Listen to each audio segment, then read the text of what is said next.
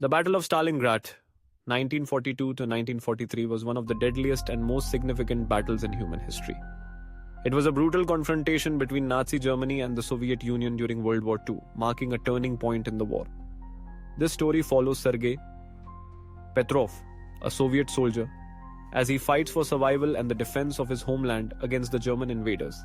Chapter 1: The Invasion. In the summer of 1942, the German Sixth Army, led by General Friedrich Paulus, advanced towards Stalingrad. Hitler was determined to seize the city, believing it would break Soviet morale and secure German dominance in the east. Sergei Petrov, a young soldier from Moscow, had been stationed in Stalingrad for months. He had never experienced war before, but he knew that this battle would decide the fate of his country. As German bombers darkened the sky, dropping fire and destruction over the city, Sergei and his comrades took shelter in the rubble. "Hold your ground," his commander barked. "We will not surrender Stalingrad." Chapter 2: Fighting in the Ruins. As German forces poured into the city, the Red Army turned Stalingrad into a fortress. They fought street by street, house by house, even room by room. Snipers hid in the shadows, waiting for German officers to expose themselves. Pavlov's house, a small Soviet stronghold, became a symbol of unbreakable resistance. Sergei and his unit were assigned to defend a ruined factory. They had little food, few supplies, and only their will to fight. One night, while hiding in a basement, they heard German footsteps above.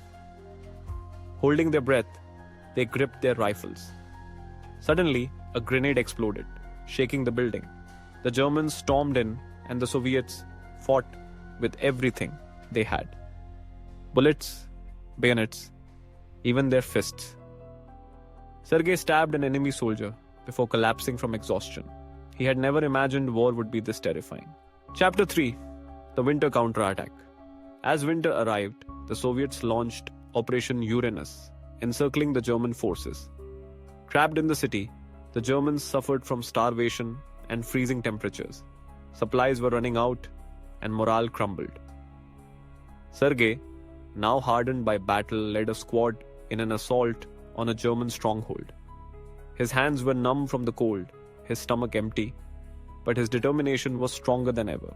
With a final push, his squad took control of a vital supply route, cutting off German reinforcements. By February 2, 1943, the once mighty German Sixth Army surrendered. Over 300,000 German troops had been either killed or captured. The Soviets had turned the tide of the war. Chapter 4: Victory and Loss. As the smoke cleared, Sergei looked around at the ruins of Stalingrad. The city was nothing but rubble, but they had won. Tears mixed with the dirt on his face. His friends, his comrades. So many of them were gone.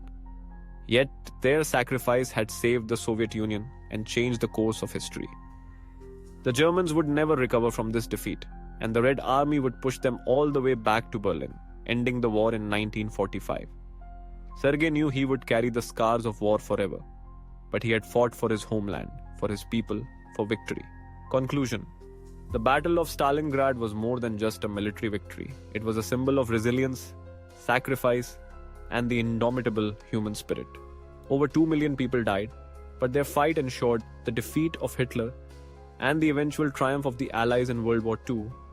Would you have fought in Stalingrad? Could you have endured the brutal winter, the hunger, the endless battles?